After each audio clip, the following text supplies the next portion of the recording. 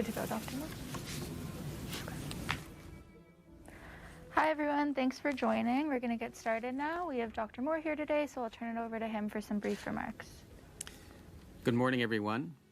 Yesterday, it was announced that Ontario has confirmed 2 cases of the Omicron variant of COVID-19.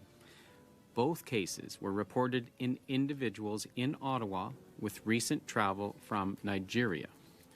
Ottawa Public Health is working diligently on conducting case and contact management, and both individuals are in isolation. I want to reassure Ontarians that we are prepared and ready to respond to this or any other new variant. The Ontario COVID-19 Genomic Network is continuing to actively monitor for all potential variants circulating in the province, including the Omicron variant. And it is conducting genomic sequencing on 100% of eligible COVID-19 positive samples in Ontario. We also have the infrastructure in place to manage outbreaks, including high volume capacity for testing, with 230 assessment centers and community labs and over 500 pharmacies offering testing to those who need it.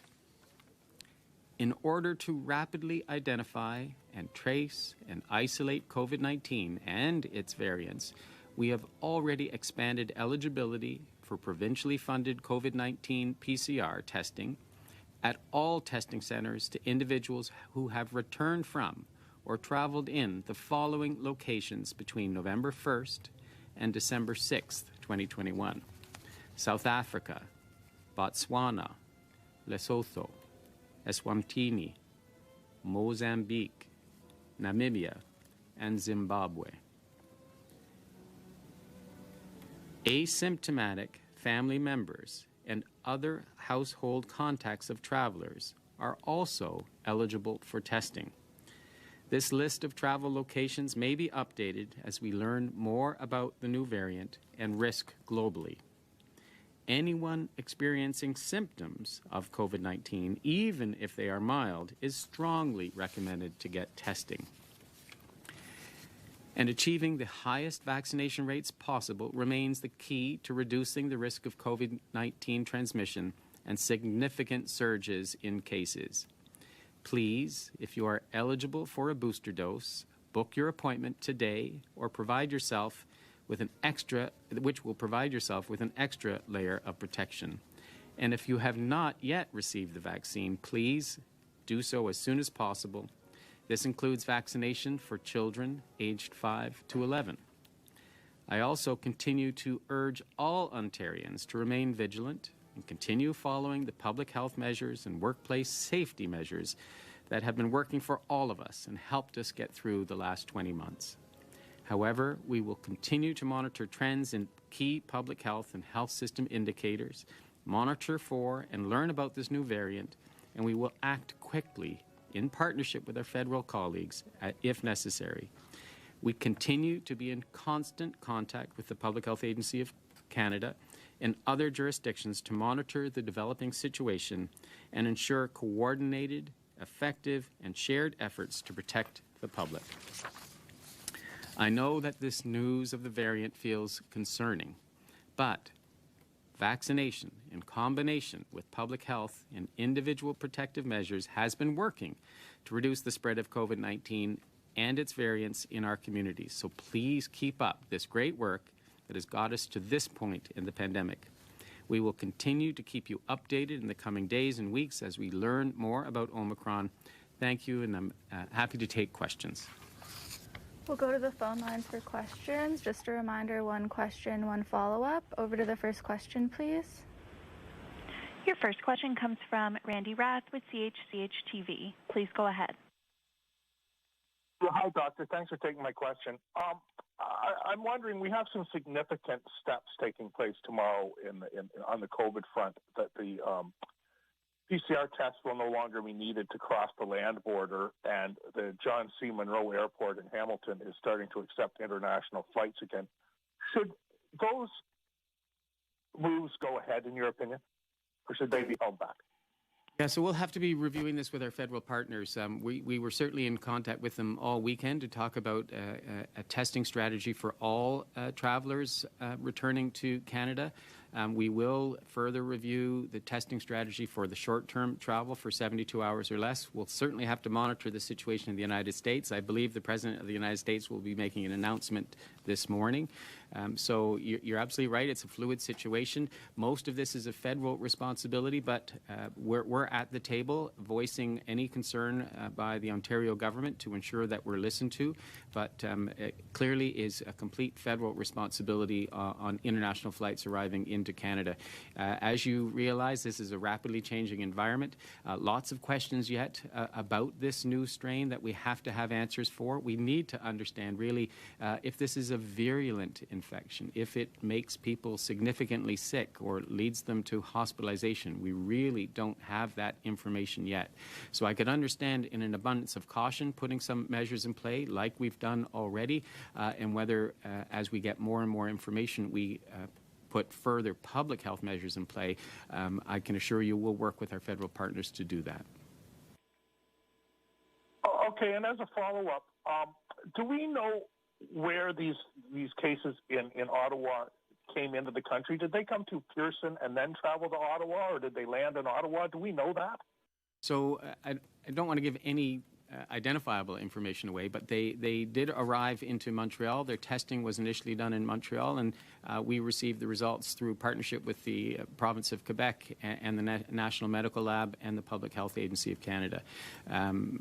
These cases are being monitored very closely by both Public Health Agency of Canada and now Ottawa Public Health, that they've had a positive result. I have great confidence in Ottawa Public Health's case and contact management capacity, and we've been in regular contact with them over the weekend as we do case investigation and monitor these cases.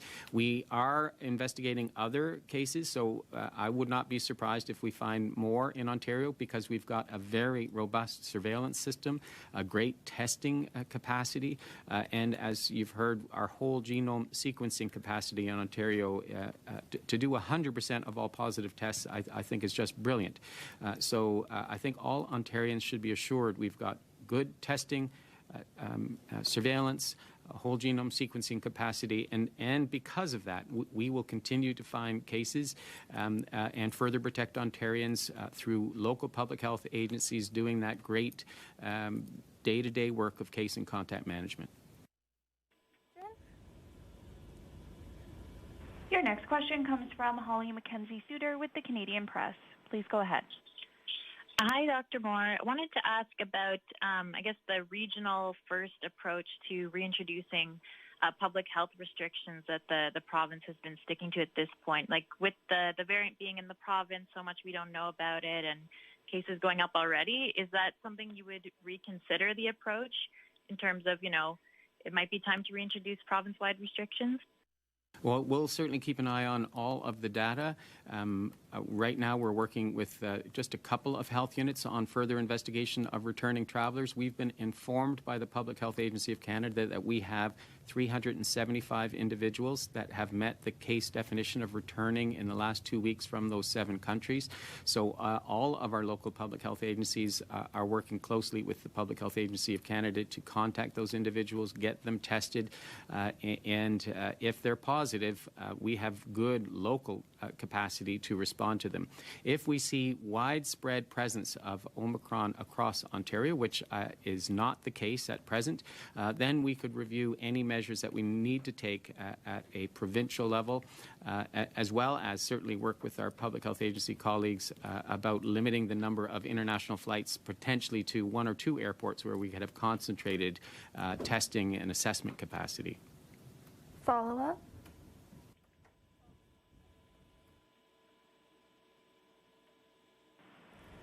Holly, do you have a follow-up? Sorry, I was on mute. Yeah, I was just wondering about the travel, kind of targeted flight restrictions that are looking at specific countries. So, now that the variant's been detected around the world, and as you said, we'll probably see more of it in Ontario, do you see a benefit from a science public health perspective to only be investigating certain countries, or is there a better way to handle this? I think we're learning from the epidemiology of this that it is this virus has been present on the globe for probably many weeks, if not months, and it has spread to multiple locations around the globe, as we're learning every minute of every hour. And it may be more prudent to broaden the testing of all returning travelers to ensure that they can have a take-home PCR test to get that test done and have the results tested for this strain in particular and or the Delta, which is the dominant strain here. So we're working with our federal partners on an enhanced testing strategy. Clearly, that's within their domain at the federal airports for returning travelers, but that is one suggestion that we're offering to them, is to expand the testing beyond those 7 countries. We were fortunate to pick up these 2 cases from Nigeria, given that it was part of a random testing strategy, I believe. I would want to have that expanded to a larger proportion of returning travelers, if not targeted to regions of the globe where we're seeing a higher incidence of the Omicron variant. Next question. Your next question comes from Rob Ferguson with the Toronto Star. Please go ahead. Hi, Doctor. Does this mean that you need to look at accelerating boosters, considering that some of the protocols for COVID are, trying to get out ahead of things in a precautionary measure, in a precautionary way? Well, very good question, Rob. We really have to focus in Ontario right now. 99-point-something% of all strains are of the Delta variant, and we know the vaccine is very effective against the Delta variant, and we are reviewing any measures we have to take to further prevent Ontarians. We will be reviewing options and providing them to government in the next few days, and I would anticipate an announcement by the end of this week on an enhanced strategy to best protect Ontarians. We have to take into consideration the global epidemic and threats. But to be clear, we don't know the effectiveness of this vaccine against the Omicron variant. But you're seeing daily increasing cases, a slight uptake in the number of cases in the intensive care unit in Ontario, and we should remain focused on the present threat, which is Delta. We know the vaccine's very effective. We know 2 doses prevents admission to hospital at a very protective rate in the mid-90s. And the 3rd dose would only continue to protect Ontarians. So that is absolutely one strategy we'll be reviewing and presenting to government this week. You can anticipate potential acceleration of our 3rd dose strategy. Follow up. Thanks, Doctor. And I just wondered if you could go over what some of the other options are then, so that people can be aware of what might be coming. So with Omicron, we're clearly dependent upon the excellent researchers, the scientists, public health officials in Africa, South Africa in particular, that identified this strain just on November 9th. So this is rapid sharing of information across the globe, and have to thank them for that. We need further information on how well our vaccine works against this strain. We need further information on how well some of the monoclonal antibodies, so some of the therapeutics we have, would work against it. We also need more information on the severity of this virus in terms of its ability to cause severe illness and hospitalization or intensive care unit requirements. All of that information is getting gathered as we speak. We also want to know if the oral antivirals that may be coming soon and available in Ontario would work effectively against that. So the body of science is getting worked on aggressively over the next 2 weeks, and we'll have further clarity on what measures Ontario would need to put in place to best protect. In an abundance of caution, though, we really do need enhanced testing of returning travelers. We're pushing that from the Government of Ontario's perspective and have testing capacity in Ontario if the federal government mandates enhanced testing to get the situational awareness that we need to best protect Ontarians.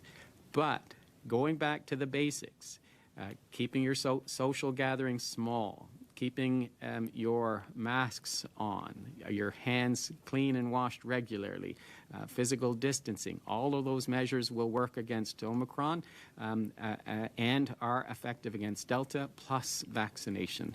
So all of those basics, let's stay with them. We'll keep calm. We'll continue wearing our masks and doing all the basic actions that we know work against COVID-19 until we get further information on this virus, which we anticipate in the coming weeks. Next question. Your next question comes from John McGrath with TVO. Please go ahead. Good morning, Doctor. The current public health measures in Ontario aren't really containing Delta. The cases continue to grow. We're now at the highest level of active cases we've had in months as of today's data. Previous, actually more stringent public health measures didn't do a great job of containing the Alpha variant earlier this year. If this new variant becomes more entrenched, even if it's not as harmful as previous variants, it does seem to be more transmissible.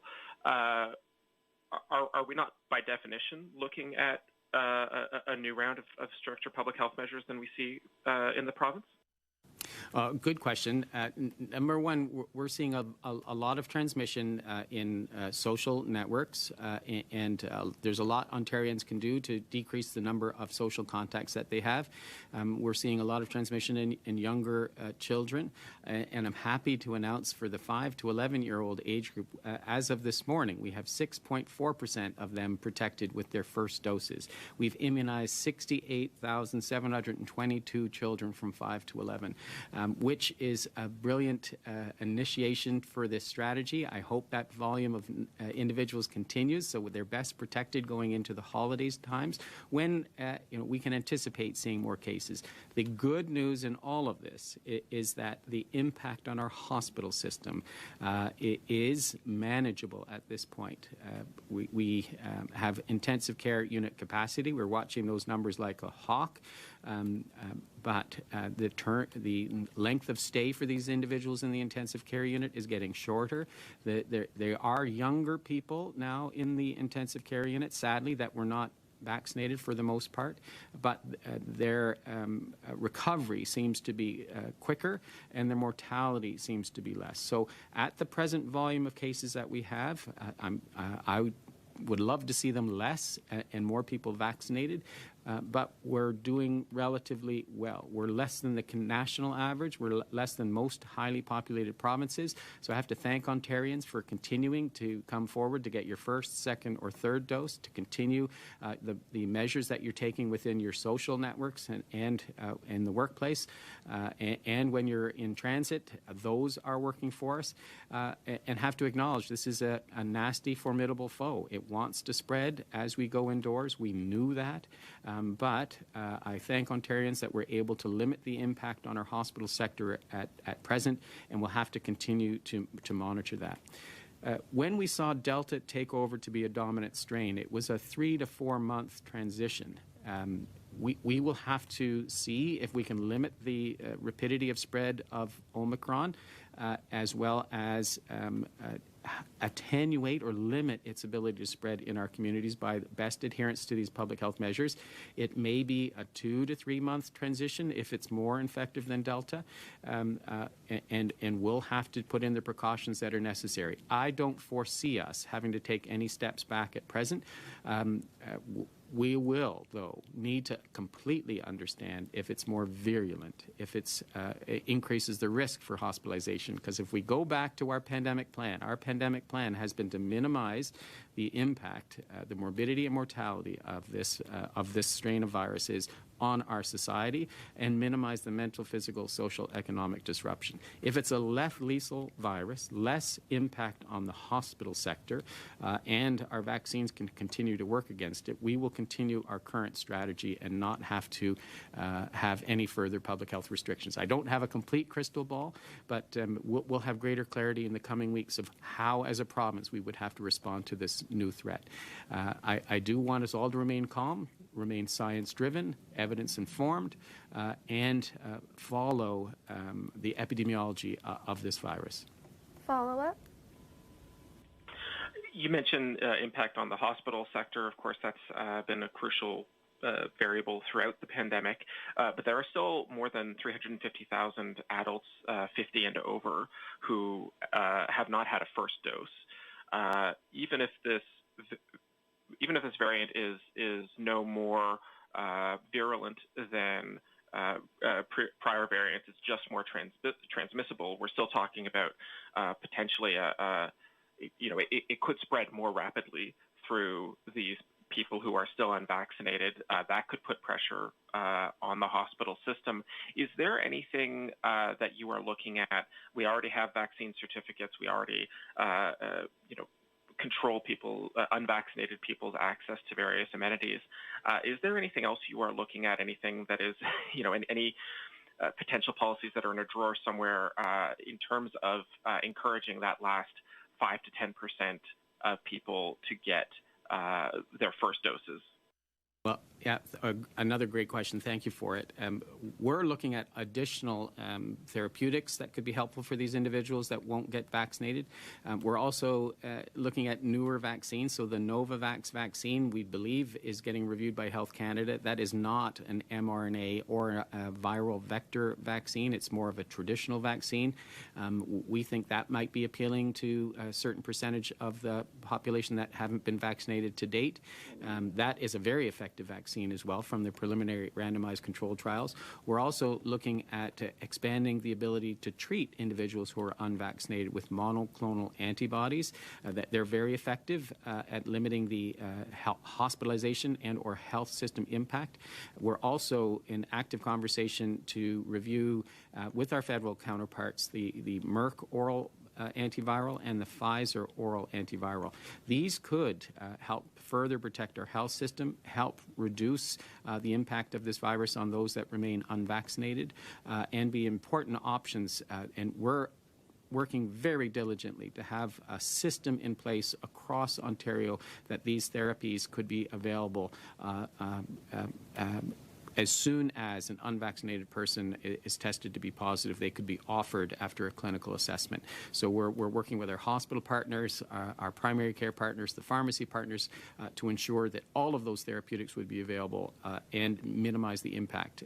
And we're anticipating somewhere in the first quarter, we hope in early January, to help have some of these tools available at a wide population level basis for those remaining individuals if they do come down with COVID-19. So that alone should protect those individuals and minimize the health system impact. We're not looking at further public health measures or mandates. We're looking at being able to provide the right care at the right time to the right individuals with good therapies that we know will reduce the impact on the individual, but also on the health system. Last question. Your final question comes from Linda Ward with CBC News. Please go ahead. Hi, good morning, Doctor. You mentioned that you were investigating other potential cases of this variant. I'm wondering if you can tell me just how many other possible cases you're looking at and if you have a breakdown by public health unit. 4 other individuals that were waiting for whole genome sequencing results back. 2 are in Ottawa, 2 in the Hamilton area. Their local public health agencies have been working, were informed by Public Health Agency of Canada, have been informed and are doing active case and contact management. We are also trying to do our assurance that the 375 returning travelers from those 7 countries have been contacted and followed up and tested through the Federal Quarantine Act, which is mandating quarantine and mandating testing. So we are in discussions as we speak with our federal counterparts to make sure that those options have been provided and that we get appropriate testing results back in the hands of our local public health agencies to be able to respond if we have more cases. So to me, the system's working. The partnership with our federal colleagues who put in play the Federal Quarantine Act is working, as well as the random testing that has been put in play for returning travelers outside of those 7 countries. We would just like to see it expanded and a more robust testing strategy for returning travelers beyond the 72 hours. Follow up, and this is the last question. I'm just hoping you can expand a little bit more on that in the process of finding Omicron in Ontario. So in the past, hearing about the federal government sharing, plain manifests with local public health authorities who then go back over the last 2 weeks of test results and look for a specific variant. So just step by step, what's the process for doing that, for tracking this variant down? Yeah, so the federal government looked at the CanArrive app. They looked for any individuals returning from those designated countries that they ascertained to be the risk countries. Then they shared that information with the provinces. We were given the list that the federal government is investigating, and we will continue to work with them to ensure that all of the individuals have been contacted and tested, and that those individuals are given their results, as well as the respective local public health agency. If there is a positive test of the Omicron or Delta, those individuals, we would inform the federal government. The federal government would investigate the flight manifests and do risk communication to the individuals on the respective airplanes. The federal government responsibility is also to inform the World Health Organization that that Omicron has been detected within Canada, and we work with them to provide the appropriate information to the World Health Organization and the government of Nigeria, where the destination was for 2 of these cases. So it is complex. It involves international, national, provincial, and local partnerships, but from my vantage point, it's working, and it has worked all weekend in a seamless fashion. We just want to assure those 375 are contacted, are offered and provided the testing at a local testing center, and that we can give them their results and protect further the Ontarians against any potential spread at present. Thanks, everyone.